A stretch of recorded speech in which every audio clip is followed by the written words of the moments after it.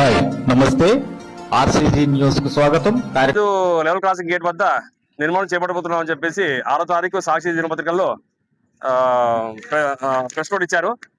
ఇది చూసి మేము మా ఏ అధికారి కూడా మాకేమి నోటీస్ ఇవ్వలేదు.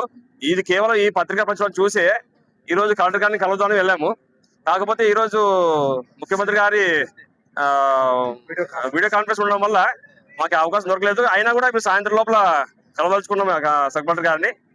అయితే ఇక్కడ ముఖ్యంగా తెలియజేస్తుంది ఏమంటే, గత 45 సంవత్సరాల పై నుంచి డిఎస్ బంగ్లా దగ్గర చాలా మంది నివాసం ఉంటున్నారు. ఇప్పటికి కూడా మరి 83లో ప్లాట్లు కొన్న వాళ్ళు చాలా మంది ఉన్నారు. వాళ్ళందరికీ ఇప్పుడు బ్రిడ్జ్ రావడంతో నష్టం కలుగుతుంది. ఎందుకంటే మార్కెట్ వాల్యూ బాగా పెరిగింది, ఇప్పుడు భూమి విలువ బాగా పెరిగింది. గత వచ్చే నెలలో కూడా బాగా పెంచుతామని అంటున్నారు ప్రభుత్వం కూడా.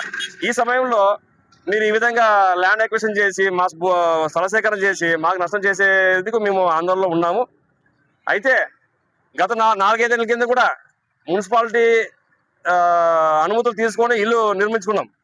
అప్పుడే నిర్మించుకున్నప్పుడే మున్సిపాలిటీ వాళ్ళు అబ్జెక్షన్ చేసింటే ఇల్లు కట్టేవాళ్ళు కాదు. ఈ రోజు ఇల్లు కట్టి 75 లక్షలు 80 లక్షలు ఇల్లు ఖర్చు చేసి ఇల్లు కట్టించుకొని ఈ రోజు బ్రిడ్జ్ లో పోతుందంటే ఎక్కడికి పోవాలి? నష్టం ఎవరు భరిస్తారు? మీరు మార్కెట్ వాల్యూ మీద మాకు నష్టపరిహారం ఇస్తే మాత్రం మేము పూర్తిగా నష్టపోయినట్టే. ఈ విషయాన్ని దృష్టిలో ఉంచుకొని సబ్ కలెక్టర్ గారు అందరికి న్యాయం చేస్తారని ఆశిస్తున్నాము. దయచేసి ఈ ఫ్లైఓవర్ కాకుండా అండర్ బ్రిడ్జ్ చేసి అందరికి సౌకర్యంగా ఉంటుంది. ఏ భూమి కానీ ఏ ఇల్లు కానీ నష్టంలో జరిగే అవకాశం ఉండదని నేను పత్రికాముఖంగా సబ్ కలెక్టర్ గారికి విన్నవించుకుంటున్నాను. ఏముందంటే ఇక్కడ under ground drainage under ground bridge చేయాలని చెప్పేసి ఉంది.